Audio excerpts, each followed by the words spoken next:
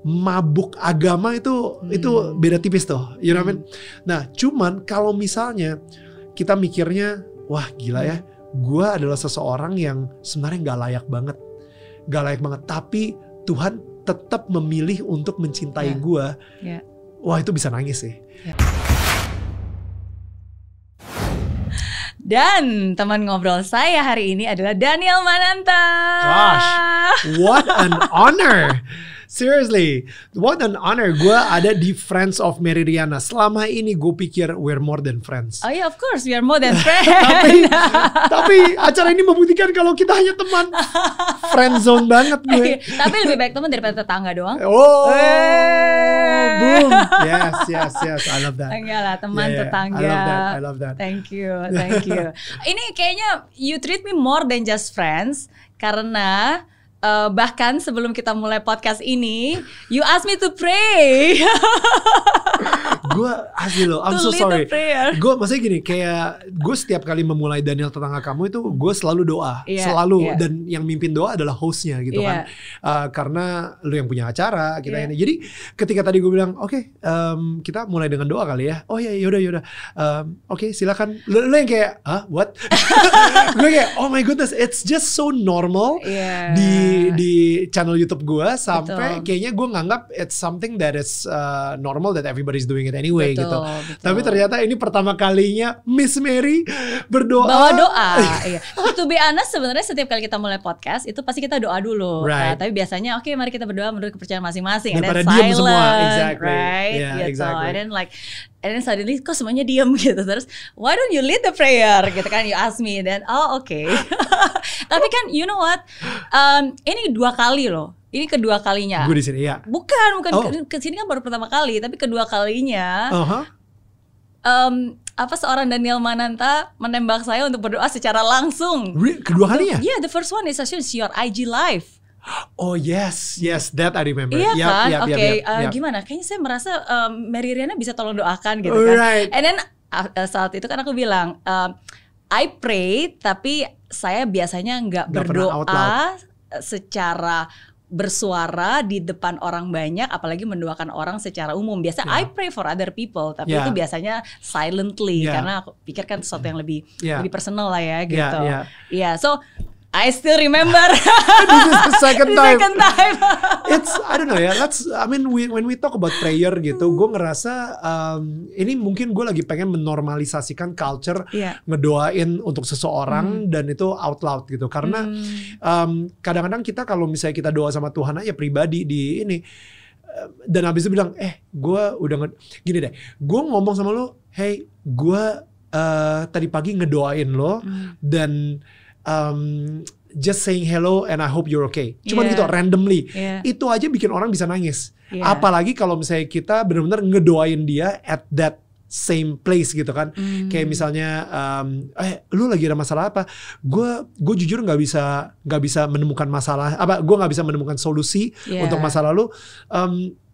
Boleh nggak kita tanya sama Tuhan aja solusinya apa? Yuk kita doa bareng yuk gitu. Dan gue ngedoain lo kayak gitu misalnya. Kadang-kadang orang itu udah saking lemah, udah saking capek, udah kayak ketika ditanya are you okay? Actually I'm not okay. Itu udah benar-benar udah drop banget. Dia sendiri juga udah gak tau mau ngapain, udah kalut banget. The first thing yang gue nanya adalah sorry gue gak tahu masalah lo apa. Kalau misalnya lo pengen share silahkan. Tapi boleh gak gue doain lo? It's I don't know. If only people are bold enough untuk ngelakuin hal seperti itu, ada kesan gitu di hati gitu ya. Dan dengan agama apapun by the way ya, maksudnya dengan cara dia, dengan ritual dia, dengan agama apapun, just pray for someone gitu. Itu sih yang gue pengenin. Ya, kayak that's why. And I think orang yang ngedenger ketika di IG live, ketika gue bilang Mary bisa ngedoain si orang ini nggak gitu. Lu bayangin gak sih ketika dia lagi ketakutan dan didoakan oleh seorang Mary Riana gitu. You know what I mean? Itu dia ketakutan terbesar saya. Tapi I'm learning karena sebenarnya I don't think it's coincidence. Saya ngerasa ini bukan kebetulan ya. Mungkin this is like another wake up call for me gitu untuk bisa lebih bold. Like in using my voice gitu. Karena selama ini saya personally kok jadi cerita tentang saya sih? Oh, what about you?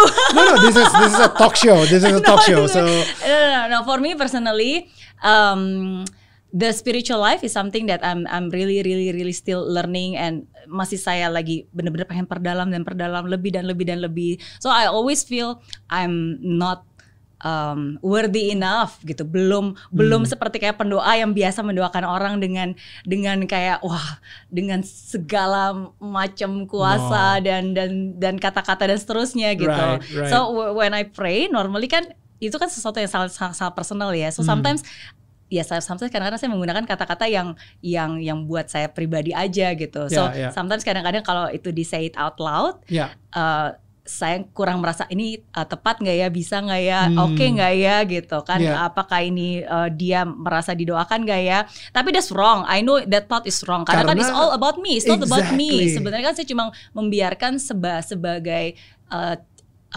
wadahnya kan, alatnya untuk dia menyalurkan. So basically cuma passing through aja gitu. Dan maksudnya lu sebenarnya lagi pengen ngobrol sama Tuhan, atau lu lagi pengen mengimpress orang-orang yang lagi ngedengerin doa lu?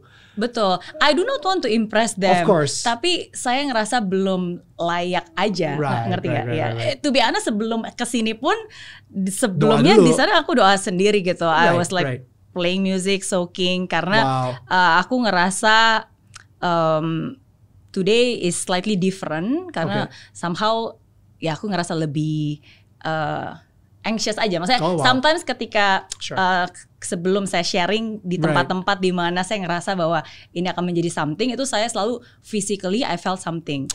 Kayak kadang-kadang tiba-tiba kayak lagi mau muntah, atau sometimes it's just different gitu.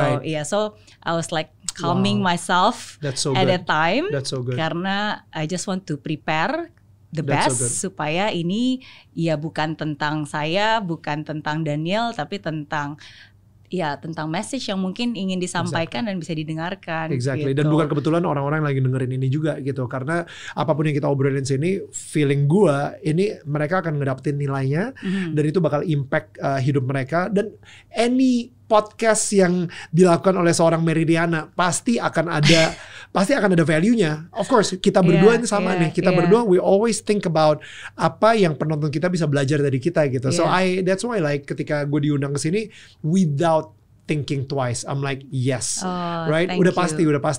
Because I believe in what you're doing. I believe in your movement dari dulu sampai sekarang. You bukan cuma motivate, you inspired. You're doing such a great thing. You create this movement, a revolutionary movement. Thank you. And dan gue benar-benar bangga aja bisa being part of your journey juga di sini gitu. So dan sama-sama. Gue barusan tadi masa ini kita belum move on dari si spiritual life itu ya. Gue baru aja dapat dan ini barusan gue share juga di IG gue gitu.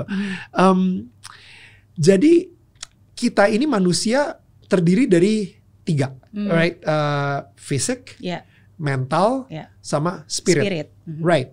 3 hal ini gitu. Kalau misalnya, tapi gue nggak tahu ya kalau misalnya di Indonesia, bahasa Indonesia kenapa nggak ada yang itu ya? Adanya juga mind, soul, body, atau mind, jiwa dan raga kami. Jiwa dan raga, iya. Right, berarti cuma jiwa sama raga gitu. Nah, jadi jiwa itu apa? Jiwa itu the mental, is it? Atau jiwa itu the spirit? To be honest, I don't know.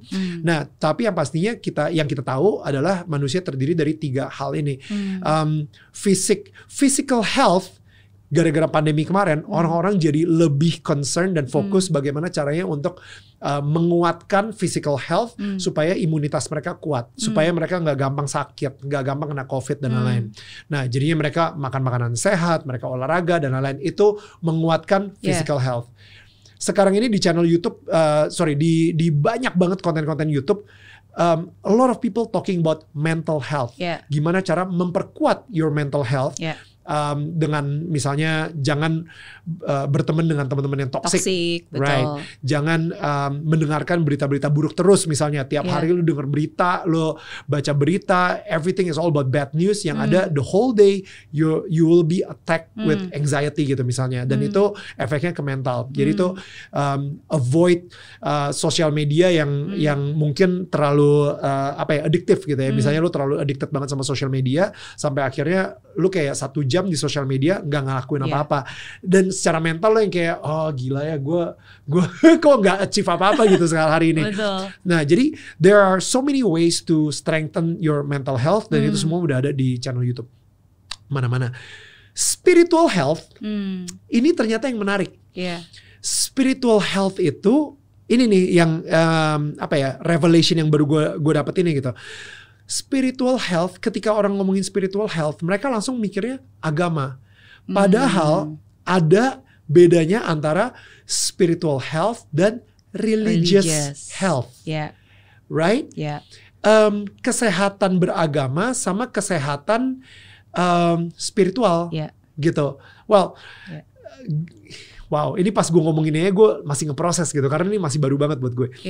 Tapi kalau misalnya sekarang ini kita ngomongin manusia itu harus menguatkan diri secara spiritual, mereka akan fokusnya ke ritual beragamanya mereka gitu. Sehingga banyak banget orang yang menjadi penyembah agama dan bukan penyembah Tuhan. Setuju. Mereka lebih nyembah ritual-ritualnya, mereka lebih nyembah kenapa gue bilang mereka nyembah? Karena ketika mereka tidak melakukan ritual tersebut, mereka jadi takut orang-orang lain ngomongin apa tentang mereka. You know.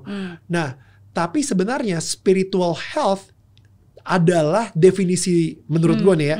Spiritual health adalah tentang hubungan keintiman lo bersama Tuhan langsung. Setuju. Gitu. Bukan tentang bagaimana cara lo menunjukkan ke semua orang bahwa lo adalah orang yang paling cinta sama Tuhan. Tapi justru tentang bagaimana Tuhan begitu baik banget di dalam hidup lo gitu. And that's what spiritual health is all about. Contoh yang paling gampang deh. Kayak misalnya ada orang yang ngefans banget sama Mary Riana. Di kamar dia poster-poster, foto-foto setiap kalau misalnya lu lagi ngadain seminar jam 5 pagi dia udah nongkrong di depan pintu gitu misalnya. Dia ngantri dan dia itu adalah ngaku sebagai orang yang paling cinta banget sama Mary Riana. Oke? Semua teman-temannya tahu banget ketika dia lagi ngomong lu kayaknya barusan nge-quote Mary Riana deh. Gitu. Hafal semua kata-katanya. Hafal semua soalnya. Dia benar-benar kayak the number one fan gitu ya. Dia adalah orang yang paling cinta banget. Semua orang tahu kalau misalnya dia ini yang paling cinta Mary Riana banget gitu ya. So dan dia make sure semua orang tahu kalau misalnya dia adalah orang yang paling cinta Mary Riana. Dan bahkan kadang-kadang sedihnya ketika dia lagi ngomong sama misalnya dia jam 5 pagi udah di depan seminar. Dia ngeliat ada orang jam 9 pagi baru datang. Ya, dia nggak se-hardcore gue cinta Mary Riananya. Dia mulai merendahkan, gitu kan. Nah, pertanyaannya, apakah Mary Riana kenal dia? Sayangnya enggak. You know what I mean? Sayangnya enggak. And this is the analogi menurut gue. Analoginya adalah orang yang paling cinta sama Mary Riana sama orang yang paling dicinta sama Mary Riana, which is kalau misalnya dalam hal ini adalah Alpha dan juga anak-anak gitu misalnya, itu pasti mempunyai pengalaman atau hubungan intim yang berbeda dengan seorang Mary Riana. You know what I mean? Anak-anak lu bisa bilang, gila, nyokap gue itu cinta banget sama gue. You know what I mean? Like, nyokap lu Mary Riana. No. She's not Mary Riana. She's mom. You know, like, she's a mother in the house gitu. Dan gue ngerasain banget, gue dicintain banget karena mereka benar-benar mempunyai hubungan intim sama nyokapnya, which is lu kayak gitu. So I think gue di sini fokus banget yang namanya kalau religious health, sayangnya yang agama itu gampang banget jatuh ke lihat nih, gue adalah orang yang paling religius, gue adalah orang yang paling cinta Tuhan, gue adalah orang yang bla bla bla bla, paling taat, paling sering ke gereja, paling sering beribadah gitu kan. Dan mabuk agama itu beda tipis tuh, you know what I mean? Nah, cuman kalau misalnya kita mikirnya, wah gila ya, gue adalah seseorang yang sebenarnya nggak layak banget, tapi Tuhan tetap memilih untuk mencintai gue. Wah itu bisa nangis sih, ya kan? Jadi kayak Tuhan itu mencintai gue dengan kesalahan-kesalahan gue, tapi dia tetap memilih dan dia tetap berproses sama gue. Gue nggak harus jadi sempurna dulu untuk dicintain sama dia. Man, itu nangis. Dan itu adalah spiritual. Itu adalah spiritual health menurut gue. Dimana lo setiap hari selalu nanya sama Tuhan gitu, kayak Tuhan, kok lu bisa sih masih mencintai orang seperti gue? Setiap hari lu tanyain terus gitu. Setelah gue cari-cari, gue pikir-pikir gitu ya, ternyata Daniel tetangga kamu itu benar-benar fokus sama spiritual health, bukan religious health gitu. Dan selama 3 tahun terakhir ini ketika gue mulai Daniel tetangga kamu, wow, gue baru sadarnya hari ini gitu, baru sadarnya kayak mungkin 3 hari yang lalu gitu. Dan maksudnya kayak, oh my goodness, gila. Jadi selama ini gue benar-benar fokusnya sama spiritual, makanya gue bisa ngobrol sama orang-orang dengan background yang berbeda-beda gitu. Lintas agama. Jadi kayak karena kita semua mempunyai sebuah frekuensi yang sama. Betul. Cinta Tuhan terhadap kita. Betul. Dan semua ajaran agama yang benar itu definitely juga mengajarkan hal yang sama, yaitu cinta kasih kepada Sang Pencipta kan. Nah, mungkin di sini ada orang yang bilang yang gak nyaman. Wah, Daniel nih kayak universalis atau mau kayak berarti semua agama itu sama gitu kan. Menurut gue enggak. Tapi yang gue sangat setuju adalah Tuhan kita sama. Cara kita, nah, step berikutnya setelah kita tahu dan kita sadar bahwa Tuhan mencintai kita, step berikutnya apa? Kita ini sebagai manusia pasti pengen ngasih lihat dong, kayak Tuhan, gila, lu udah mencintai gue benar-benar seperti ini. How can I pay back? You want to express I want to express it. Kayak kalau misalnya gue masa-masa gue awal-awal pacaran, atau mungkin pas lu pacaran sama Alpha gitu misalnya, dan pas gue sama Viola gitu ya, awal-awal gue pacaran, man, gue pas nembak dan habis itu Viola bilang iya, oh my goodness, gue pengen ngasih tahu ke semua orang kalau misalnya gue punya pacar baru. Gue she love me, she loves me, you know. Dan gue saking jatuh cintanya, aduh gila, gue bucin parah. Gue mulai bikin lagu buat dia. Gue mulai ketika gue dengerin radio, gue ada love song gitu, gue mulai ikutan nyanyi love songnya. Gue kayak sebelum tidur gue mikirin dia, setelah bangun tidur gue langsung mikirin dia, and everything. Itulah apa yang terjadi dengan orang yang lagi jatuh cinta, orang yang ngerasa dicintain. Lu pengen ekspresin banget gitu. Nah, when I want to express that same thing with God, barulah gue melakukan ritual-ritual tersebut. Gue menyanyikan lagu yang lagu-lagu puji-pujian kalau misalnya di Kristen. Kalau misalnya gue ke apa ya, kayak ngobrol sama teman-teman gue ngomongin soal Tuhan juga. And you excited about it. I'm excited about it. Like kayak sekarang ini gue lagi ngomongin sama lu gitu. And like sampai hari ini gue masih excited about God gitu kan. Gue masih ya jatuh cinta gitu. You know, like I think this is my way of expressing spiritual health. Nah, jadi apakah agama itu sama semua? Gue bilang agama itu adalah sebuah ritual untuk mengekspresikan rasa cinta lu kepada Tuhan setelah lu tahu bahwa lu adalah orang yang dicintai. Gitu. Betul. Itu sih yang gue benar-benar convince banget sekarang ini gitu. Jadi ritualnya beda-beda.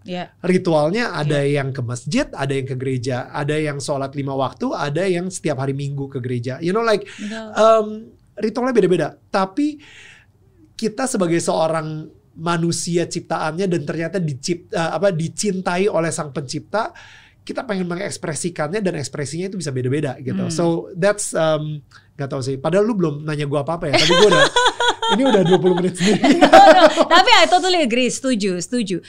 Karena at the end of the day kan we are spiritual human being gitu kan. Dan menurut saya agama, apapun itu agamanya, menurut saya itu hanyalah cara untuk kita bisa membangun relationship dengan pencipta kita. But I mean it's all about relationship kan. Saya selalu ngebayangin ini, waktu itu saya juga pernah sharing di beberapa sharing sebelumnya bahwa we are just a soul in a human body having a human experience gitu kan. Dan ini temporary gitu. Jadi aku ngebayangin sama kayak nonton film Soul. Have you watched the movie Soul? Soul udah. Oh iya, yang kartun iya. itu ya. Betul. Jadi aku ngerasa bahwa ketika kita hidup di sini itu sebenarnya like I receive this golden ticket dari yang ngasih. Oke, kamu boleh deh kamu turun ke bumi, you experience that, you have fun and you do something that is useful gitu. Ntar after that, then you come back gitu kan. Tapi kan at the end of the day, ya kita harus connect lagi dengan sang pencipta kita. Dan caranya, dan saya percaya ketika dia menciptakan kita, dia pengen membangun hubungan dengan kita, dia pengen berkomunikasi dengan kita, gitu kan. Ya tapi sekarang kita tahu nggak cara komunikasinya dengan dia? Dan saya percaya sebelum dia nitipin kita ke tempat ini, sebenarnya udah kasih tahu cara how we can communicate gitu. Cuma yang paling nyaman cuma kan kita lupa aja atau nggak tahu gitu. Dan akhirnya ya sometimes people are lost. Ya tapi sebenarnya kayak agama atau ajaran-ajaran itu ya cara untuk bisa membawa kita lebih dekat atau bisa build relationship. Itu yang saya personally believe sih. Betul. Tapi kita tidak melakukan ritual tersebut untuk memenangkan relationship-nya. Kita harus tahu kalau misalnya kita emang udah punya relationship-nya. That's true. Kadang-kadang orang melakukan ritual-ritual untuk mendapatkan cintanya. Padahal sebenarnya kita udah dicintain terlebih dahulu. Dan karena kita udah dicintain, baru kita melakukan ritual-ritualnya gitu. By the way, sorry, gue ke distract parah gitu karena kita hampir tiap tahun loh ngobrol. Gue baru ngeh loh. 2018 gue main Amen Kolahok. Ini yang baru aku mau tanyain tadi. Betul. 2018 gue main Amen Kolahok. Makanya gue tadi bilang ini kedua kalinya gue di podcast Meridiana. Biarpun namanya saat itu bukan Friends. Ketiga berarti. Wow.